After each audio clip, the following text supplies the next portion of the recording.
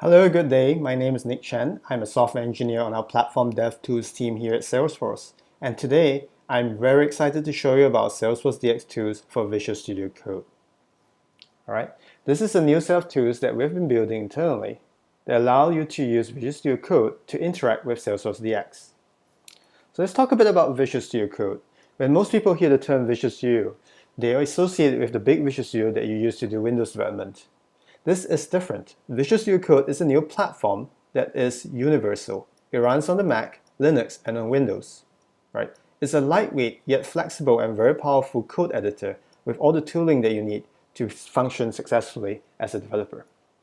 So in this short screencast, I'm going to introduce you to our extension for Visual Studio Code that allows you to develop with Salesforce DX. Here is our agenda.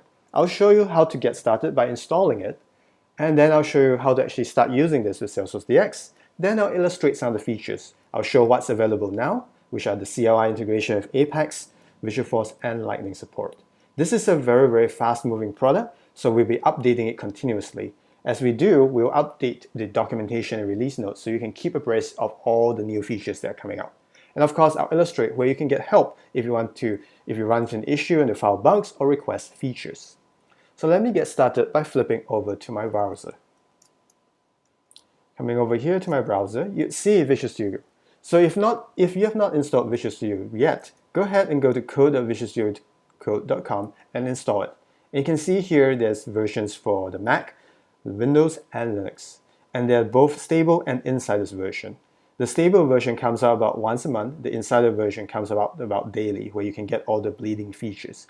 It's perfectly okay to install both of them. As you can see in my dock here, I have the insiders version and the normal Visual Studio Code version. For the purposes of the screencast today, I'm actually going to use the blue one since it's more stable. So now I've actually downloaded it. I'm just going to open it right here. And you notice the latest version as of the screencast is the July 2017 version. And this is version 1.15. If I come over here to extensions, you notice that I don't have any extensions installed yet. So I'm going to go ahead and install the Salesforce DX extensions for Visual Studio Code. Now flipping back over to my browser, we can come over here and look at the Visual Studio Code extension pack for Salesforce DX. Now I'm going to spend a few seconds on the marketplace because this is where you get all the different extensions from. So I'm going to click on this here. One thing I want to emphasize, and this is what I briefly mentioned, Visual Studio Code is not the same as Visual Studio. If you come over here, you notice there are three different tabs: Visual Studio Code, Visual Studio, and Visual Studio Team Services.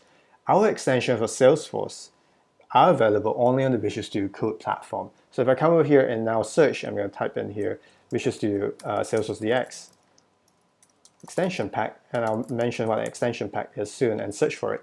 You notice that in a bit it's going to come out with this, and I can click here. Now our extension pack neatly bundles all sorts of features for you. So we have Apex, CLI integration, Lightning, and Visualforce all in one very convenient bundle for you. And you notice here there's a button that says install. You can go ahead and do this, but for the purposes of the screencast, I'm not going to do this because I want a more universal way of installing that works across all the platforms. And if you come over here to trouble installing, it will actually show you ways to install it. So I'm going to flip back over here to Visual Studio, and I'll search for Salesforce extension pack.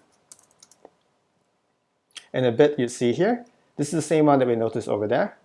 So I'm just going to click the install button, and it's going to show you installing Visual Studio Code extension pack for Salesforce DX also installs all its dependencies. Would you like to continue? Please click yes. And let's get a hold of the dependencies. So just by installing this top level one over here, it installs all these things for us. So now that it's successfully installed this, I'm just going to click the reload button here. It says reload this window to activate the extension Visual Studio Code extension pack for Salesforce DX. Definitely, go ahead and click reload button. So at this point, we have Visual Studio Code primed and ready to go. Let me show you how you can get started with using the extension with Salesforce DX. Flipping back over to my browser. So in this screencast, I am assuming that you're familiar with Salesforce DX. If you're not familiar with it, do not fear. We have a lot of extensive and good documentation on how you can get started. Just head over to developer.salesforce.com/platform/DX and you can browse all the different things that we have there to help you get started. So one thing we'll do today is go ahead and clone a project, a Salesforce DX project from the public GitHub. Now Salesforce DX, one of the most important things from it is that it flips around your notion of source of truth. If you have been developing a Salesforce before, you have always been very accustomed to treating the org as your source of truth. Salesforce DX treats your version control system, such as GitHub, Git, Perforce, Subversion, or CVS, as your source of truth. For the purposes of this demo, I'm going to use GitHub. And you can come here and go to this public SFDX Dreamhouse demo. So I'm going to go ahead and clone it from here, copy it, and then I flip over to my terminal. So I go ahead and do git clone, and I'll just call this Dreamhouse demo for August. And you can go ahead and clone it. All right. While this is cloning, one thing that I want to illustrate that's really useful is if you flip back over to code, is that it's a very austere sort of look and feel. So you may be thinking, where can I get the toolbars and all the other things? What you use is actually a command palette, and you go over to view command palette, and you can do it here. So I'm going to do, because I'm going to use a lot of typing, I'm going to turn on my keystroke so you can see what's going on. Usually I'm a very keyboard driven person, so I'll invoke the palette by hitting Shift Command P, and you notice this thing comes up. What I want to do is go ahead and type code. I'm going to install the shell command, install code command in path, and I'll show you why this is useful. So I go ahead and double click this, and it says shell command code successfully installed in path. I'll close this. Flip back over to my terminal, and you can see here that it's successfully cloned. I'm going to CD into that Dreamhouse demo alt. And now, because I did that command earlier in Visual Studio Code, I can go ahead and hit code with a dot, and it opens this folder now for me in Visual Studio Code, and I'm ready to go. So one thing that's really important as this is installing, this is how you would interact and use the tools. It's important to have the project that you're working at the top level folder where you have an sfdx project.json file. This is very similar to how you do JavaScript development or TypeScript development, where you have a top level configuration file here.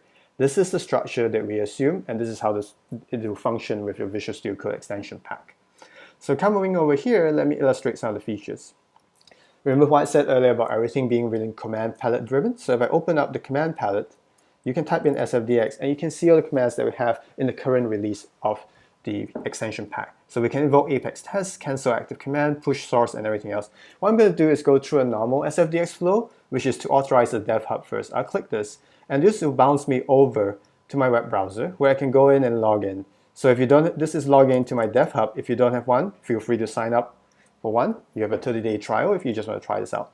So once this is done, I can go back over to Visual Studio Code, and it says authorize the dev hub successfully ran, so I can close this. The next step in the SFDX flow is actually to create a scratchshot. So I come here again, invoke my command palette, and say create default scratchshots.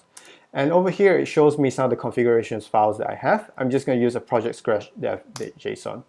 And this configuration files are over here. So you can see here, it just gives you a way to create the scratchshot. So one thing you'll be noticing is that you have prompts on the bottom of the screen and also in the running task section, which shows you what's going on. So right now it's creating a default scratchshot, and in a bit it has successfully completed it. So you can close this here. And now you notice this thing here, which changes to the name of your default scratchshot. So the next thing we need to do as part of the SFDX flow is to push my source over. So before I push my source over, let me show you what I have here. I have source common and UI, and I have classes and everything else. So let me invoke the push, so you can go on in the back end when I talk about this stuff. So now this is pushing. If I open this now, you notice that I actually have syntax highlighting for my Apex class. And not only do I have syntax highlighting, I actually have system completion that's really smart. So I can just type in system, I can say debug, and I can do a log level and everything else, or I can just go ahead and give a string, which is hello over here. All right, so I'm doing this as it's pushing, and you have good syntax highlighting. All this is done as part of the language server, so this thing has successfully pushed to my scratchshot. And you can also use some of the keyboard shortcuts here to show the document view, so I can go and navigate quickly to all the different commands that I have. Okay. Let's say I want to go ahead and create a new class. Again, there's a new command for doing that. Command Shift P. I think you're getting the hang of it right now, which is everything is invoked through the command palette. I can take Apex and say create Apex class. I just want to give it a new name. Let's call it demo. Hit enter.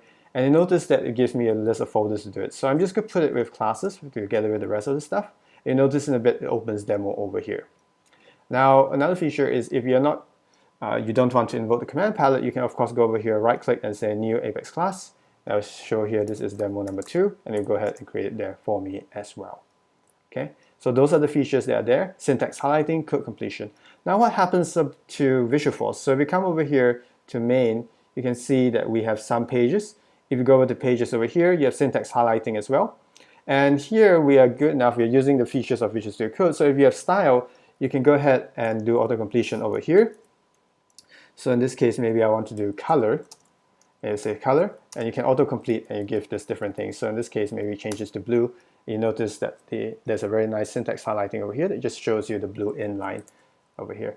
And of course, if you have inline JavaScript, that works as well. So if I come over here, I can go tab, and it autocompletes all the different things for me over here. Same thing with Lightning. If we were to come over here to Aura, you'd see that we also open this, and we have syntax highlighting over here, and of course code completion when we go over to the CSS or the JavaScript files. All right, so that is a very, very brief summary of the different features that we have so far, and this is current as of version 40.7 of the Salesforce DX extension pack for Visual Studio Code. Okay, so I would really like to get your feedback. Please try this out. And of course, if you have any questions, how do you reach out for help? Well, there are several ways you can do this. The first one is you can go out to our community, and this is the Salesforce DX beta community, the success community. You can come over here and ask questions, and we monitor it. Or if you're a developer and you may have found a bug, please feel free to come over to Salesforce.com, Salesforce DX Visual Studio Code.